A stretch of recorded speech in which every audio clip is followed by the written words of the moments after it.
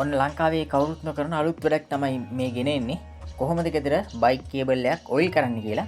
ඉතින් මේක කරන්න විශේෂත්වය තමයි ගෙදර තියෙන පොම්පෙන් මේකට කරන්න තියෙන පුංචි හෝස් කෑල්ලක් හොයාගන්න ඕනේ. හෝස් කෑල්ලට තව හෝස් කෑල්ලක් සම්බන්ධ කරන්න ඕන වටින්. මොකද හෝස් එක ලොක් කරගන්න. ඊට පස්සේ මේ ලොකු හෝස් එක තමයි අපි අවුට්ලේට ගහන්නේ. ඒ ගහනකොට ඔයිල් ටිකක් දාලා මෙන්න මේ වගේ හෝස් ක්ලිප් දෙකක් ගහ ගන්න ඕනේ. හෝස් ක්ලිප් දෙක ගහලා ඔයාලට කරන්න තියෙන්නේ පොම්පෙන් හොලන් ගහන එක විතරයි. ඉතින් කවුරු හරි බලන කෙනෙක් කියන්න පුළුවන් මේක බොරු වීඩියෝ එකක් කියලා. බලන්න මෙන්න අවුට්රේ ඔයිල් බේරලා තියෙනවා. ඉතින් මේක විශේෂයෙන් කරන්න හේතුව තමයි ඉස්සරහා රෝදේ පොඩ්ඩක් හිරවීමක් වෙනවා බ්‍රේක් ගහනකොට. අපි බලමු එහෙනම් පස්සේ රෝදෙත් ගිහිල්ලා මෙන්න දැක්කද ඔයිල් බේරලා තියෙනවා.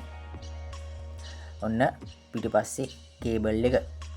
ඉතින් වැඩේ 100%ක් සාර්ථකයි. මේ වගේ අලුත් වීඩියෝස් ගේන්නේ අපේ channel එකෙන් විතරයි. ඉතින් මතක ඇතුව අපේ channel එක subscribe කරලා තියාගන්න. තව කෙනෙකුට බලන්න share කරන්න අමතක කරන්න එපා.